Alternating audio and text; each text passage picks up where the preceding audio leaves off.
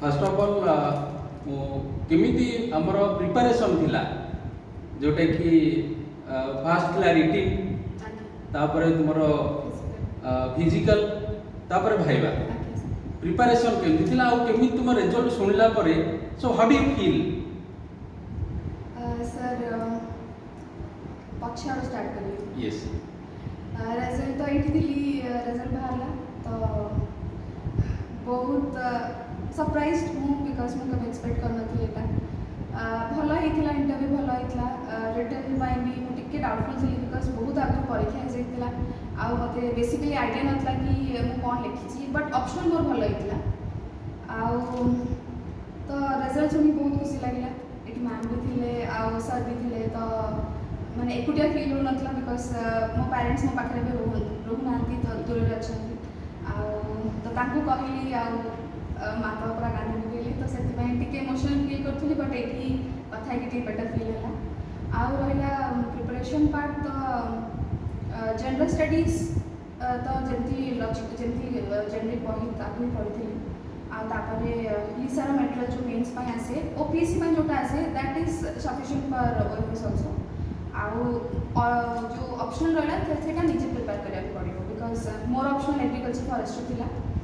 आउ तो से जहाँ सिलेबस दिखाई पूरा डिटो से सिलेबस अनुसार पढ़ा पड़ो पूरा गोटे गोटे लाइन जोटा बही मिलूँ बही टेकअप करूँ जोटा बही मिलूनी से गूगल तो अच्छी गूगल हेल्प कर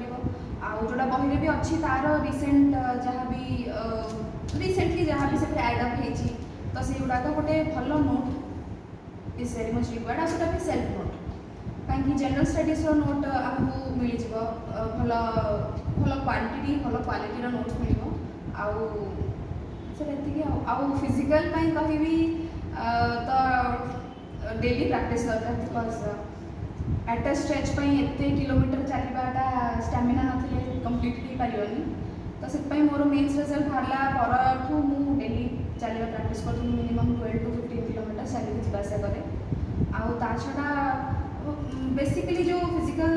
स्टैंडर्ड्स अच्छी सेटा पार कर से जो एंड्योरेंस टेस्ट सेटा टिके डिफिकल्ट आउ प्रैक्टिस कले फिजिकल टेस्ट भी क्लियर हो तमने आपन को कहबा अनुसार आपन पूरा रेगुलर प्रैक्टिस करूतिले फॉर रिटिन एंड जो लास्ट फिजिकल आल्सो ओके तो भाइबा प्रिपरेशन सर भाइबा पाई तो मते बहुत कम टाइम मिलथिला मु मोलिसा आस्थिली गोटे मॉक इंटरव्यू दबा पे आ बोर्ड इंटरव्यू गोटे दबा पे मॉक इंटरव्यूटा मते बोर्ड इंटरव्यू ठू भी बेसी भल काम देछि बिकॉज मॉक इंटरव्यू रे मु अन्य मानको क्वेश्चंस भी सुनिली आ निज क्वेश्चंस तो आंसर देली बट अन्य मानको क्वेश्चन भी सुनिली आ जो पैनल बसथिले जो सर माने थिले से माने बहुत सब्जेक्ट स्पेसिफिक और परफेक्ट क्वेश्चंस पचारथिले आ मते सेही ही लाइन रे क्वेश्चंस मेन वाइवा रे भी सेम लाइन रो क्वेश्चंस पचारले तो मते सेठी भी इंटरव्यू रे भी लागिलानी कि मो गोटे ओपीसी रो पैनल सामने रे बसछि because I was very comfortable आ पैनल भी एते कोडियल थिले एते एनकरेजिंग थिले तो मते लागिलानी कि मु माने फर्स्ट टाइम मो लाइफ रो गोटे इंटरव्यू एटा मो फर्स्ट अटेम्प्ट मो फर्स्ट इंटरव्यू मोर एटा फर्स्ट एग्जामिनेशन तो मो बहुत नर्वस थी बट सेठी पैनल को देखि कि मोर कॉन्फिडेंस आसिला आउ से माने सेही डे रे क्वेश्चन पचारे जो वे रे मु चाहूथली क्वेश्चन पचारथली तो मु तो ऑलरेडी प्रिपेयर्ड थी एठी तो सेति पय मते इंटरव्यू रे बेसी प्रॉब्लम बेसी असुविधा हलानी जोटा कि लिसा सर इंटरव्यू को mock interview and board interview it help you a lot yes sir बहुत okay because interview 200 marks carry करे आउ because I was apprehensive about my writing माने रिटन एग्जाम ता केते रखी थी तो मते इंटरव्यू पर पूरा फोकस तो करथिला कि जो मु इंटरव्यू रे बहुत भलो मार्क रखिबी ताले मु लिस्ट रे आसीबी बस पे मु कहली कुछ भी हो मते इंटरव्यू बहुत भलो करे रे अच्छा आपण एते सब प्रिपरेशन करि के आसीले केबे चिंता करथिले नै मु टॉप करी बोली टॉप तो सर कहीं केबे चिंता करनते कि मु टॉप ही करिवि बट मु आशा करथिली कि लिस्ट रे आसीबी काहे कि पोस्ट बहुत कम थिला पिल्ला बहुत थिले तो से फर्स्ट रैंक आसवाटा मो भी गोटे सरप्राइज मु भगवान को पाखे बहुत गोटे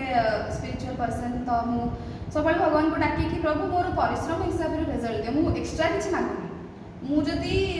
लास्ट रैंक पे डिजर्विंग ताले मते दियो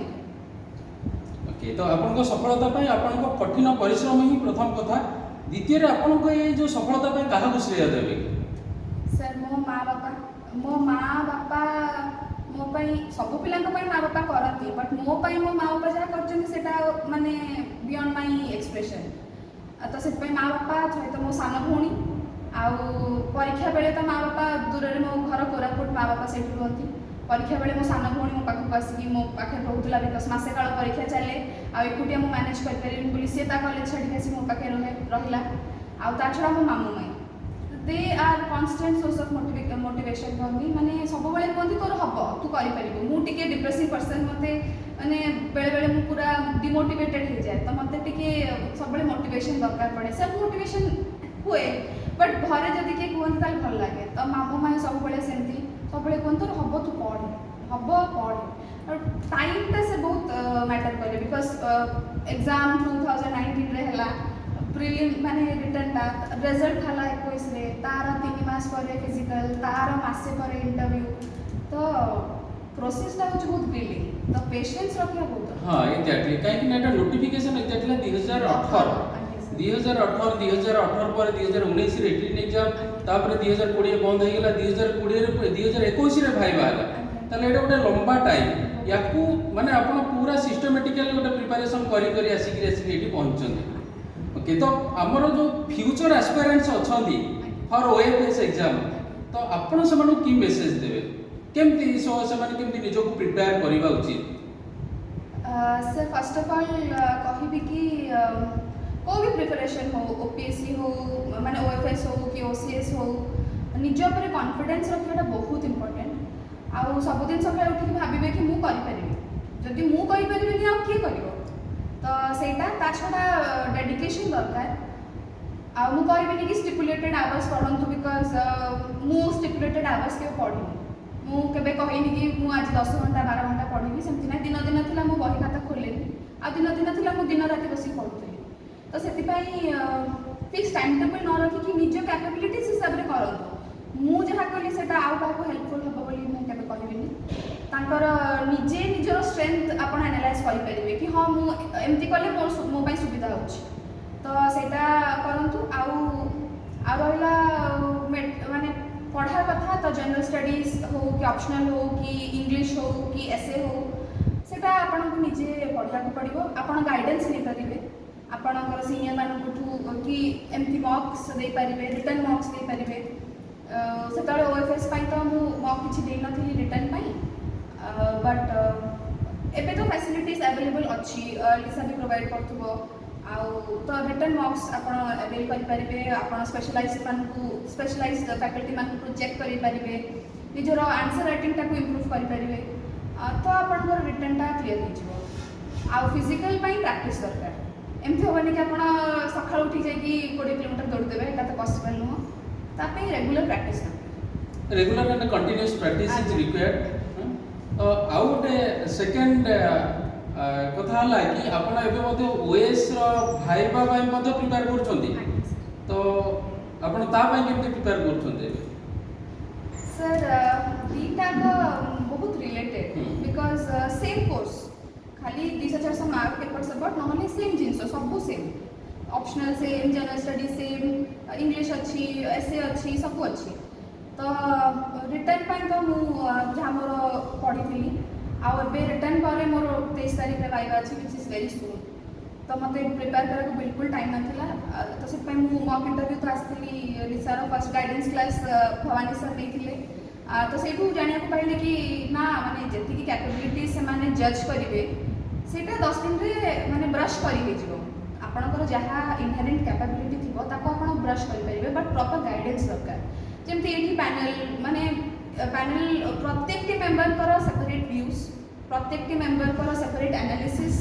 आउ से माने कैंडिडेट को देखिकी से माने कहि दोचंती कि हां तमर हबनी तो that is something which will give you confidence because सेही मेन इंटरव्यू रे से माने एते न्यूट्रल कि से माने कहिबेनी कि तमे ठीक आंसर करछ कि भूल आंसर करछ से माने सब क्वेश्चन रे हसिबे सब क्वेश्चन रे मुंड नॉट करिवे तो तमे जानिबा कष्ट कि मु ठीक कहली कि भूल कहली तो से जिनसटा जदि आपण एठी मिनिमम 3-4टा मॉक दे देथिबे 3-3टा खंडे बोर्ड पैनल बसथिबे